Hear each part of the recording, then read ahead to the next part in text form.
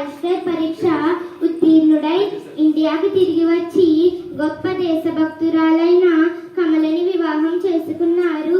నెహ్రూ గాంధీ గారికి శిష్యుడై ఎంతో చురుగ్గా స్వాతంత్ర్య పోరాటంలో పాల్గొన్నారు. చాలా సార్లు జైలుకు వెళ్లి ఎన్నో సంవత్సరాలు జైలులో గడిపారు. చరిత్ర సాహిత్యాలలో ఆసక్తి చూపేవాడు నెహ్రూ. భారతదేశానికి స్వాతంత్ర్యం వచ్చాక మొదటి ప్రధానమంత్రి అయ్యారు. అతను పంచశీల సూత్రాలను ప్రవేశపెట్టెను. నెహ్రూ ప్రపంచ శాంతికి ఎంతగానో తోడ్పడినారు. తన జీవితం అంతా మన దేశ స్వాతంత్రానికి కృషి చేశారు.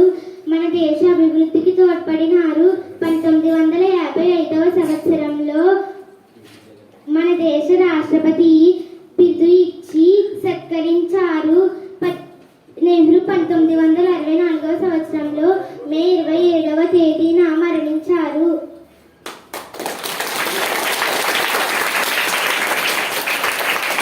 చాలా బాగా మాట్లాడింది కదా.